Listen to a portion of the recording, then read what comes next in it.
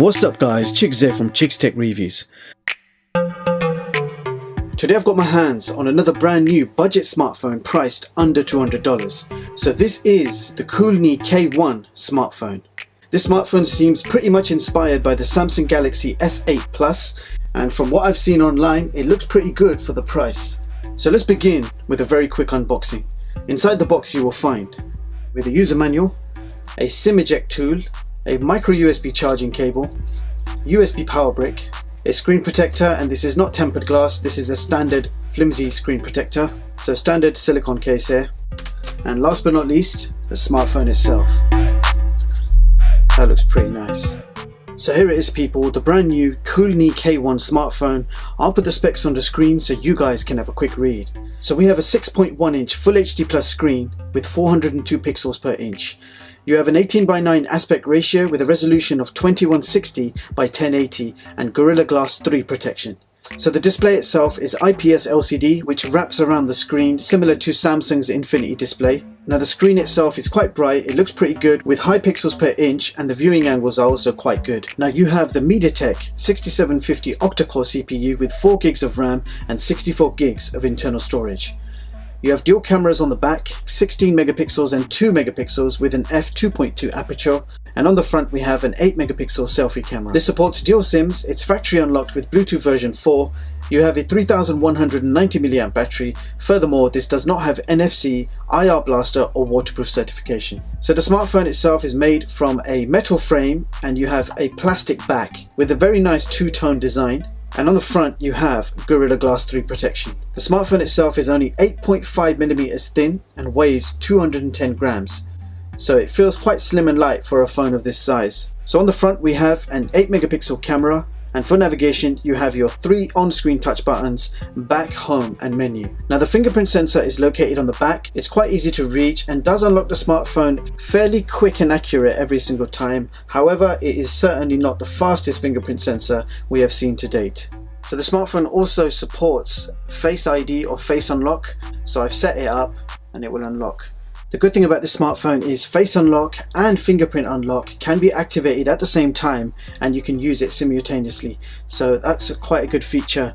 I've seen in the past other budget smartphones only let you use one or the other. This one lets you use both at the same time, so that's quite awesome.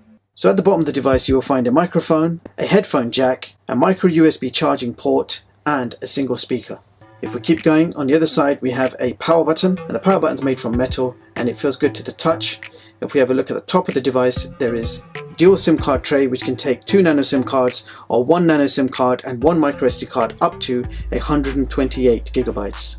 And finally on the other side we have a volume rocker also made from metal. So let's see how this device handles Full HD streaming and gaming.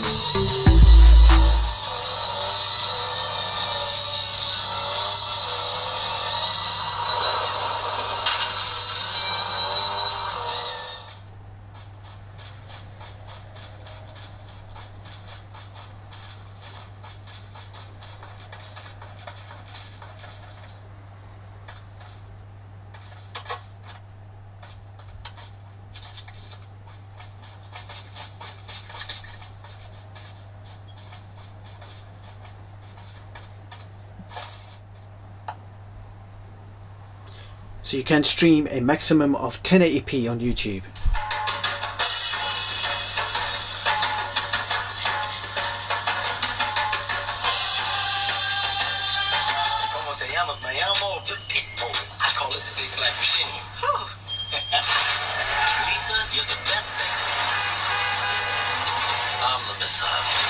They're just cyclists, sir. They're French cyclists, Bob, and they're obstructing Her Majesty's service.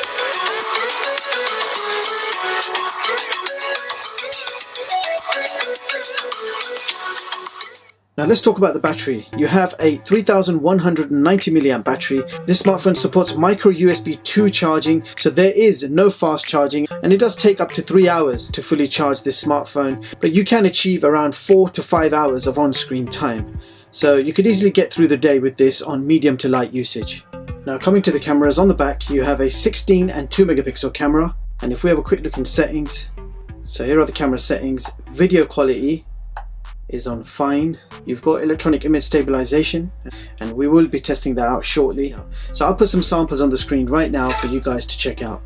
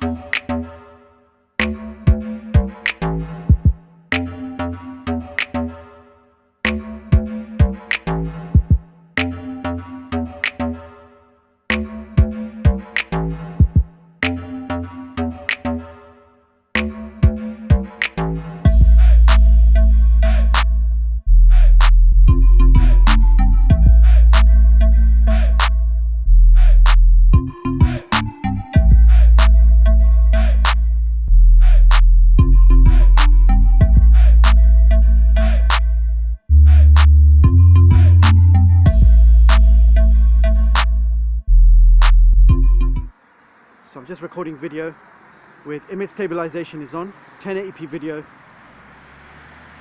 and this is what the quality looks like.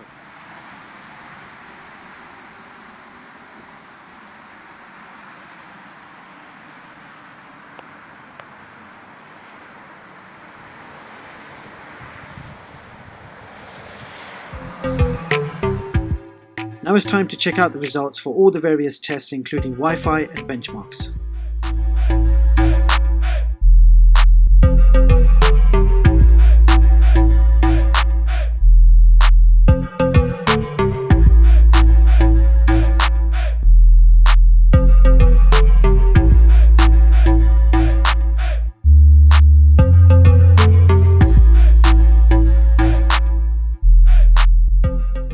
So here is my top performing smartphone chart for 2018, showing you all the latest smartphones and seeing how they compare with each other.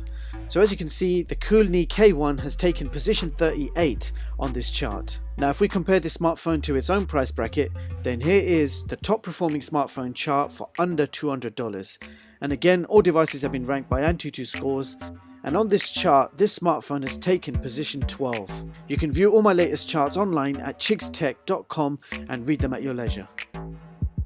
So there you have it guys, that was the KOOLNEE K1 smartphone.